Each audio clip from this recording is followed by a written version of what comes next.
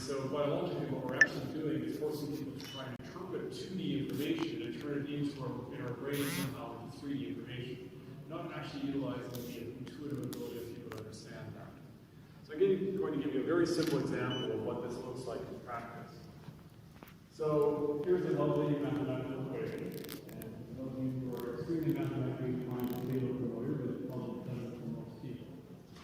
However, if I show you the same data this way, you have an intuitive understanding that what I was talking about is a square. It's a very simple example, but it's really reflective of what we do, is that if you present data, the same data, but presented in two different ways, one's much more intuitive to understand than the other one is. And this is the root of what we do as an organization and helping other companies, is really getting that data into formats where people can understand it and break down those barriers and those silos between the various groups that are needed to be involved. So in a traditional model review, this is a fairly typical environment where you've got a large group looking at a big screen and everybody's trying to understand what's on that screen. One person's driving the engagement, and this is what we end up with. Unfortunately, what you often end up with as well in these kind of environments is that 2/3 of the people are on their personal cell phone texting people and not actually paying attention to the model review because it's not an area they care about or they don't understand what they're looking at. So we changed that into this, where now you're actually literally walking around in the environment as if it was around you and seeing it around you like you're doing a site visit to the actual constructed facility, but well, it's still a digital design. And that's the power of using technologies like augmented reality to do this. And when we started out, we did it purely as a visualization technology, so the ability to basically just see it.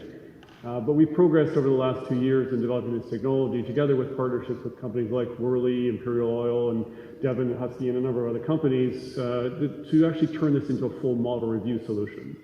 And I'll give you some of the ideas around what we've done in this area. So before I get into that, I really want to give you just an overview of what is virtual reality, augmented reality, mixed reality, kind of terminology that we throw around. Real reality, you know, it's the world we live in. Virtual reality is something that most people are familiar with as a gaming environment. It's the idea that you put on this headset, you're brought into a virtual world, you don't see the physical world around you, use controllers to move around within that world, and you're really taken away from this physical world into this virtual environment. It's a very good, rich experience, but it's also a single-person experience.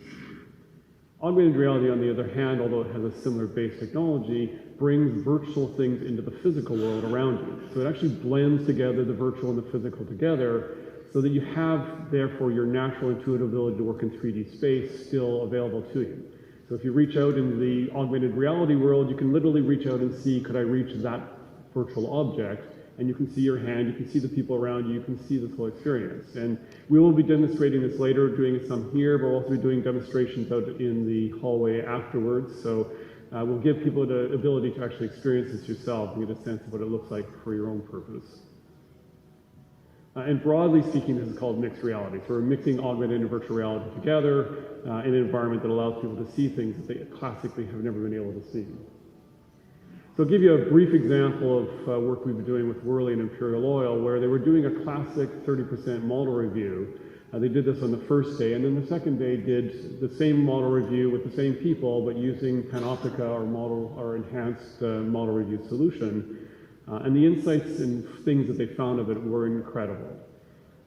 What they found, first of all, is that the level of engagement, the level of barriers broken down between individuals within the organization was vastly better than what they were dealing with when they were doing a classic model review.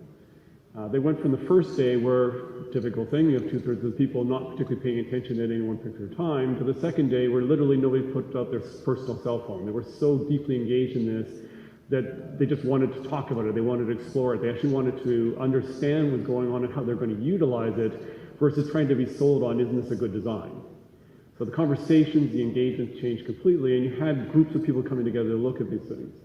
One of the engagements I thought was very interesting in that is that they had an area where there was 3 large steam valves in this particular section of the facility, 16-inch steam valves in this area. In the classic model review, they looked at it, they approved it, they thought it was fine. And the second day, when they looked at it in augmented reality, somebody asked the question, why do we have these 3 large steam valves in this relatively constrained space? Because now they could see it in real dimension to get a sense of how big that actually was. And so we saw this cluster of people all of a sudden show up around this and start talking and doing calculations and trying to understand this, and they came to the realization one of them was redundant. That realization only came because of the way they could see it. They could not see that the first day because it just looked like lines on a drawing, essentially. But the second day, they were able to literally walk around and get a feel for, this doesn't make sense. Why do we have these in this small space? And that insight, that ability, is what allowed them to reduce, in this particular case, a $150,000 steam valve, just like that, because they recognized it wasn't necessary for their actual project. And ultimately, at the end of this, it's private in terms of the actual data, but we understand that there's probably several $1 million worth of cost savings they got of one model review over top of the model review they did the day before, because they were able to see it and get insights into it that they hadn't got before. And by the end of the day, everybody's saying, why are we not doing this on every single model review? Because it's added so much value. And so this ultimately, of course, results in reduced construction costs and time, because now you have a much better design going into this with fewer errors going into the design itself that comes out of it. The people, the engagement that you have between the different groups in there was increased dramatically, which means that they're now looking at better ways to do the design, which results ultimately in better efficiencies, increases in safety and maintenance costs are reduced and so forth for the resulting facility, because you now have a better informed design team as a result of this. So I'll give you some idea of some of the key features of what we built as a model review solution. So one of them is a multi-site capability. You don't need to have everybody physically in the same room for this. You can actually have people in multiple different locations around the world engaging concurrently in the same model review. Full integration with BIM, so as you'll be able to see when you're trying it out, if you walk around in it and you look at an object, you can select an object and it'll pull all the data around that particular object up for you. So all the metadata, all the BIM information can be pulled up. As we're continuing to expand on the software, we're also getting the areas like bringing up the manuals for it, or maybe a little video clip around how it works, or whatever kind of data you want to have that's appropriate for the people reviewing the model. We also have full coverage tracking. So one of the areas that's very interesting in this is that we now have individual perspectives within the model review. So we can track everything that everybody saw and did while they're in the model review, which means that we know what was seen and what was not seen. So we can actually provide a report at the end of this that shows, okay, somebody missed looking at this particular section of the facility, we better go back and have a look at that because nobody actually reviewed it. Or there's a lot of focus on a particular area of the facility, why is that focus there? Maybe we should have a look at that design because there's something complicated about it that people need to understand better. And ultimately, this allows us to do things like audit and traceability. So if there is a design issue later on that's noticed during construction or post-construction, you can now go back right into the model review and find out who was looking at that, what did they see, and why did they not see this particular error? So how can we do that better in the future? How can we actually identify these errors where we missed it for some reason within the model review itself? We now have the full capability to trace that back. And so we have a lot of reporting that can come out of this. We're gathering a tremendous amount of data around what people are doing and seeing while they're in the model review, which allows us to report very clearly on a lot of different things that were seen and done within that. And so right from general reports in terms of just what was going on in the model review to detailed reports around what was seen, what was not seen, how people were engaged within that, and then insightful reports that allow us to do things even up to the level of things like doing a HAZOP review. So having people literally walk around and see what their daily life would be like within this facility and where they might be running into a hazard that they weren't aware of in the design. Well, it's still an electronic design before it's a physical facility. So overall benefits give you a sense of where we're going with this. Certainly as a collaboration environment, this breaks down a lot of silos. It really allows for group discussions and multi-party engagement around this, both physically located and not physically located people. What we also notice is that a classic model review is one where you have a big bunch of people going and looking at one thing, a big bunch of people going and looking at the next thing. What ended up happening in this model review situation is you actually have multiple parallel model reviews going on. The people who cared about the electrical systems were looking at electrical systems. The people who cared about the pumping systems were looking at pumping systems. They're all doing this simultaneously. And the designers were able to then go to the different groups and help them understand how they can use those parts of the facility. So it enabled multiple reviews to go on at the same time, which made it much more efficient, and you made sure that you didn't have 60% of your people sitting there not actually actively engaged in the model review. And of course, ultimately, this increased the overall comprehension of what they were designing.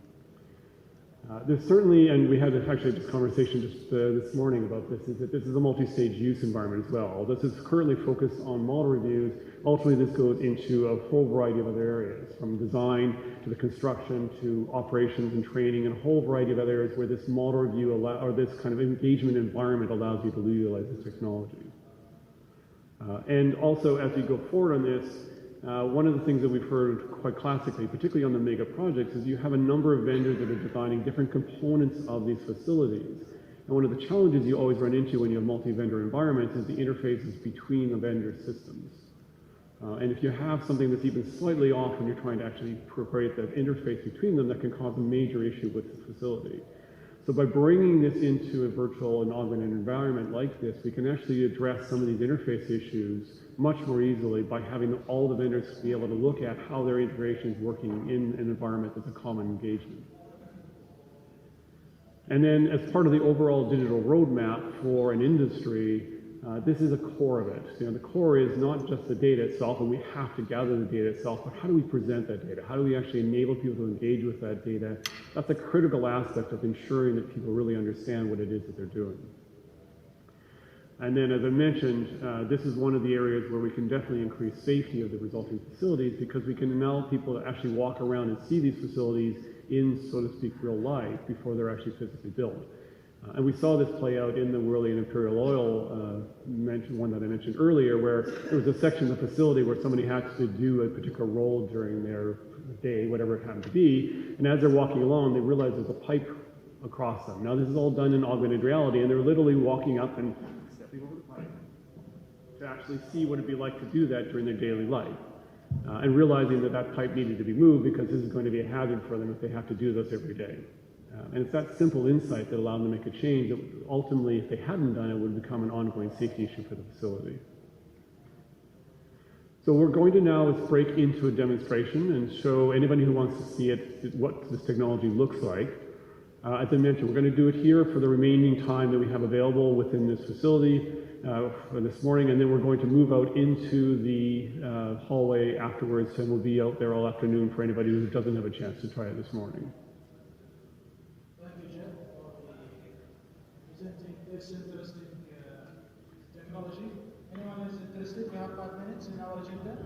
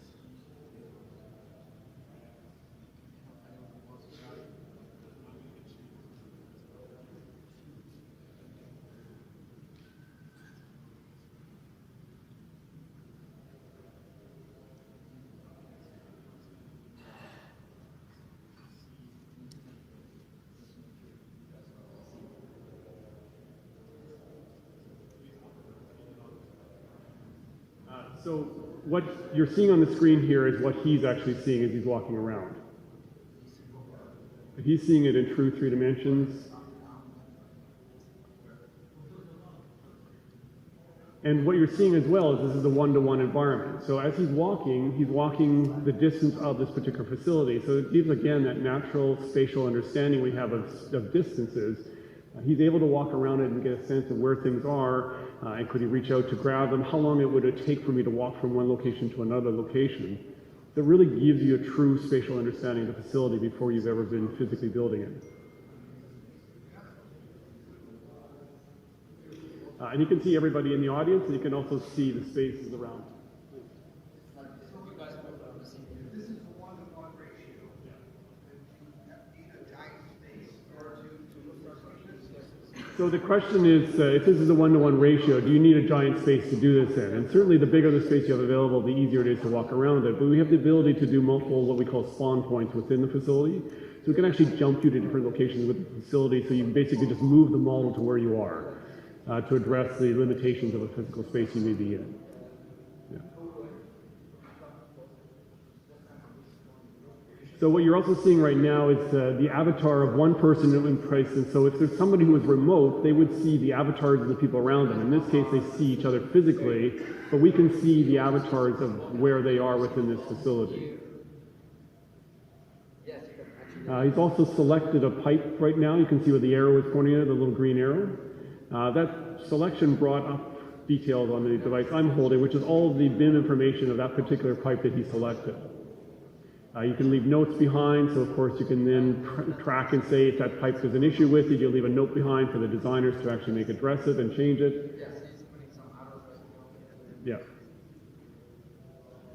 You see his arrows? Fine. Okay. So we're running out of time now. I want to thank you very much for your attention. And as I said, we'll be able to continue these demonstrations out in the hallway this afternoon. So anybody who wasn't able to see it now will be able to show it to you there. Thank you very much, everyone. Now